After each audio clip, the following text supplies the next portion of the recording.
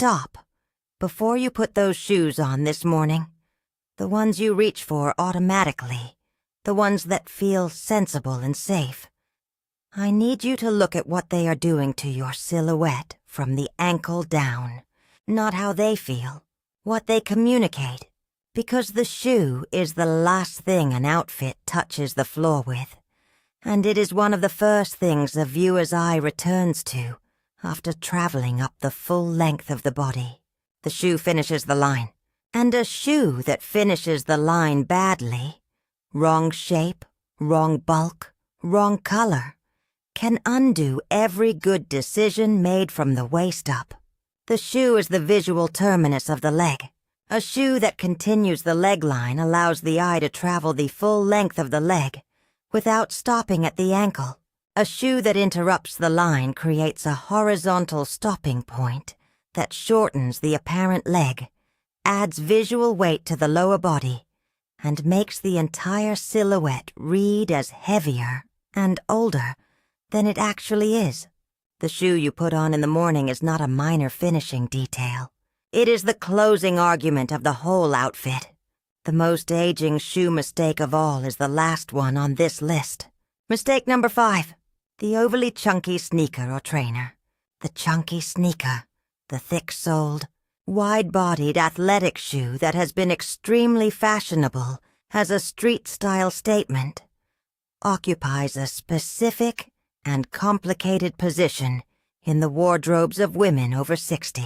It is comfortable, it supports the foot, and in many wardrobes it has become the default daily shoe. The chunky sneaker worn as a daily default adds significant visual weight to the foot and ankle in a way that reverberates through the entire lower body silhouette. A chunky sole adds physical height through bulk, rather than through the clean line a heel would create. The thick white sole creates a strong horizontal visual element at the ankle that makes the ankle read as wide, and the leg above it read as shorter and heavier than it actually is. The color contrast, white sole against dark trouser, maximizes the visual impact of the chunky horizontal, making it the most visually prominent element of the whole lower body picture. The fix is not to stop wearing comfortable shoes. It is to choose comfortable shoes that do not add horizontal bulk to the ankle. A slim-soled sneaker or a low-profile leather sneaker in a neutral tone sits closer to the ground and creates significantly less horizontal interruption. A leather slip-on in a neutral that matches the trouser creates even less interruption. If the chunky sneaker is a comfort necessity, the most immediately impactful correction is to choose a version with a sole in a neutral gray or cream, rather than a bright white, or a full leather sneaker in a color close to the trouser. The comfort remains. The horizontal contrast is significantly reduced, and the silhouette reads as measurably less interrupted and more current.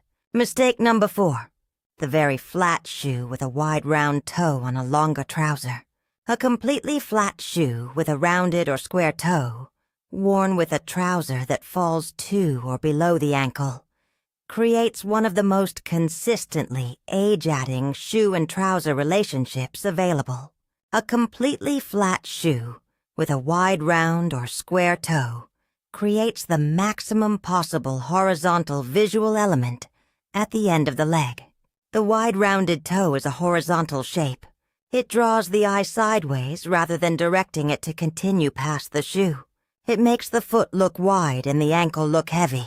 And on a longer trouser that covers the ankle, the combination of the covered ankle and the wide rounded toe creates a visual situation where the only element the viewer sees of the shoe is its widest, roundest, most horizontal part, the toe. The fix is simple. Narrow the toe. An almond toe, a tapered toe, or a pointed toe creates a diagonal line at the front of the shoe rather than a horizontal one. That diagonal continues the leg line past the ankle rather than stopping it, and a low heel, even 2 to 3 centimeters, lifts the back of the shoe and creates a slight forward angle to the foot that adds visual length to the leg in a way that a completely flat shoe cannot. A heel between 2 and 4 centimeters, a low block heel or a low kitten heel, provides the forward angle that creates visual leg length without the instability of a higher heel. The forward pitch of even a small heel changes the angle of the foot, extends the apparent leg, and lifts the back of the shoe enough to create a cleaner line at the ankle than a completely flat shoe can produce. This height is achievable in a wide range of comfortable shoe designs and requires no sacrifice of stability or support. Mistake number 3, the wrong color contrast between shoe and trouser. This is a mistake that operates almost entirely below the level of conscious notice.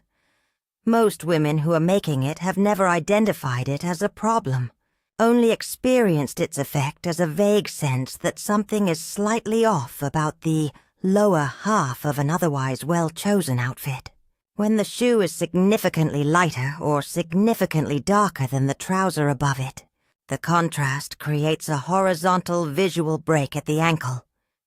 The eye travels down the leg, hits the color shift at the ankle and stops. The break shortens the apparent leg because the eye measures the leg as the distance between the waist and the color change rather than as the full length to the floor. The higher the contrast between shoe and trouser, the stronger the break, and the shorter the apparent leg reads.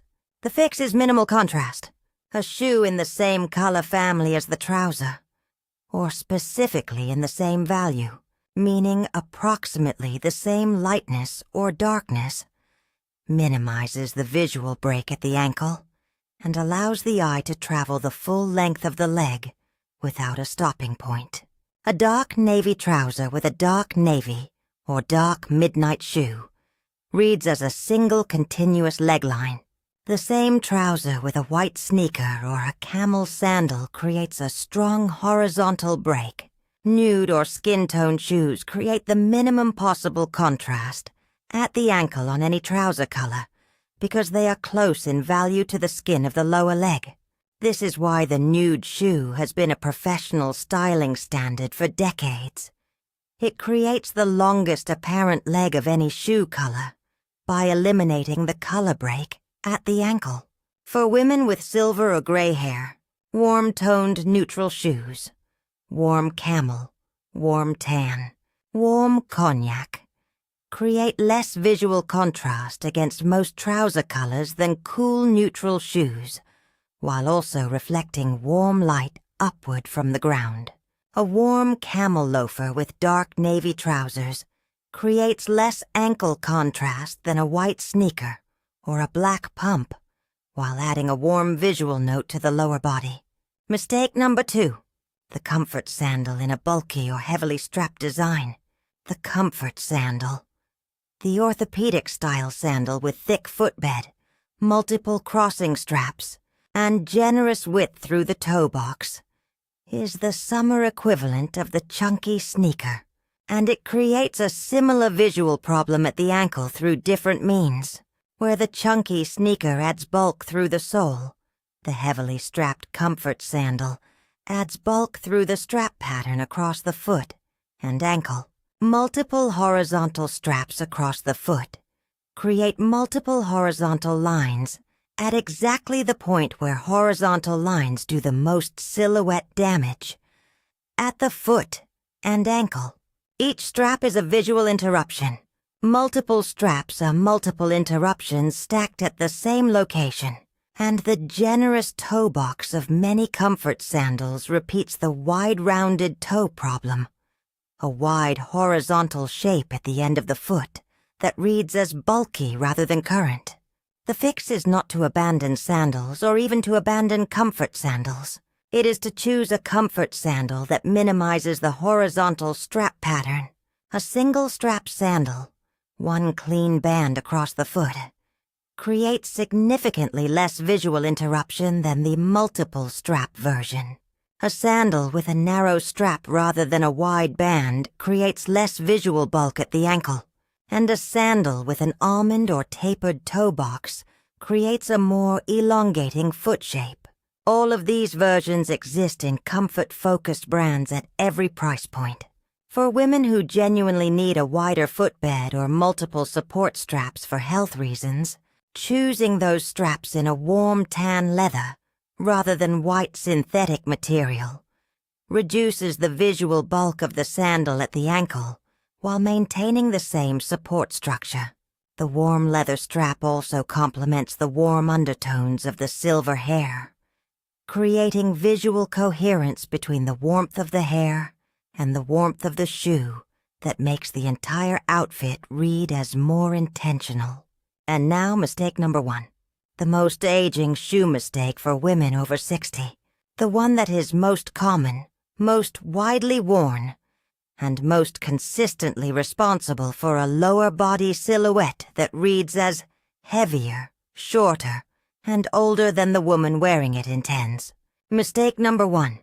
The low-heeled wide-toe shoe in a color that contrasts significantly with the trouser, worn with a trouser that ends above the shoe. This combination, which describes the most common shoe and trouser pairing in the everyday wardrobe of millions of women over 60, compounds every single silhouette problem on this countdown simultaneously. The wide toe creates a horizontal stopping point at the end of the foot. The color contrast creates a horizontal stopping point at the ankle. The trouser ending above the shoe creates a gap that adds another horizontal element between the hem and the top of the shoe. The low heel adds no visual lift to counterbalance the multiple horizontal interruptions. The result is a lower body silhouette that reads as cut into 3 distinct segments: the trouser, the gap, and the shoe, rather than flowing as a single continuous vertical line. The fix is to address color first. Choosing a shoe that is close in color value to the trouser eliminates the strongest single horizontal interruption in the combination, and the silhouette improves immediately without changing anything else. Then narrow the toe, add a small heel, lengthen the trouser hem to graze the shoe. Each correction compounds the improvement, but the color match alone, made first, produces a visible difference that requires no new purchases, only a different choice among the shoes already in the wardrobe. The shoe that continues the line rather than interrupting it may already be there. It may simply never have been reached for because the comfortable default was always in reach first. The shoe finishes the argument. Make it the argument you actually want to make. Which of these 5 shoe mistakes do you recognize in your own wardrobe? Tell me in the comments. I read every single one.